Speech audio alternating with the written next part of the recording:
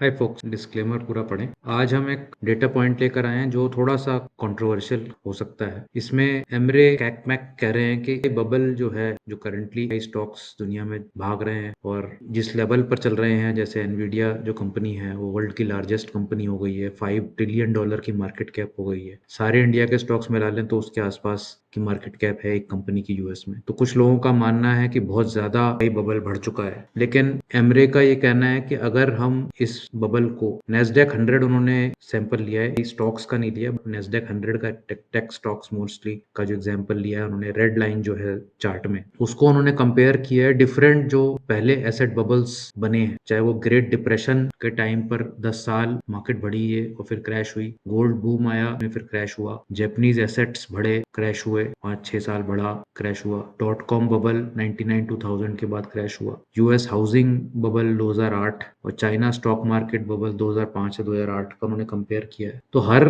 Comparison 4 out of 6 में कहूंगा कि ऐसा लग रहा है कि ऐसा कुछ नहीं हुआ अभी जो पहले, जिससे हमें कह सकें कि भाई बहुत ज्यादा ये बबल हिस्टोरिकल पर्सपेक्टिव से बहुत ज्यादा बढ़ गया है। क्योंकि पहले भी ऐसे बहुत बबल्स बने हैं जो इससे कई गुना, मतलब अभी तो ये इससे 3 गुना, इससे 4 गुना बड़े बबल्स पहले बन चुके हैं। तो ये कहना शायद मुश्किल है कि ये अभी जितना बढ़ा है नेस्डेक 100, क्या ये अपनी पीक के पास है या नहीं, ये कहना बहुत ही मुश्किल है। तो चाहे वो यहीं से गिर जाए नीचे, चाहे वो यहाँ से 10 गुना जाके वापस बढ़े, मेन चीज ये है कि आपको अपनी स्ट्रेटजी में एक एग्जिट प्लान रखना पड़ेगा कि जब भी जैसे भी ये, और ये तो हम नेस्डेक 100 का ले रहे हैं, बट सेम केस हमारे स्टॉक्स का भी हो सकता है। हमारे मार्केट में भी स्टॉक्स 100 की पीई पे चल रहे हैं, उससे ज्यादा भी चल रहे हैं, 500-500 पे भी चल रहे हैं। तो वैल्यूएशन का तो कोई सिर पैर रह ही नहीं गया है। तो वैल्यूएशन को फॉलो करना तो मेरे हिसाब से बहुत बड़ा डेंजर पॉइंट हो गया है। तो आपको अपना एग्जिट डिफाइन करना पड़ेगा। मैं किस बेसिस पे एग्जिट करूंगा, प्राइस बिहेवियर की बेसिस पे एग्जिट करूंगा, या मेरे को कुछ वैल्यू में ऐसा लगेगा कि भाई वैल्यू डाउन हो रही है तो मैं एग्जिट करूंगा,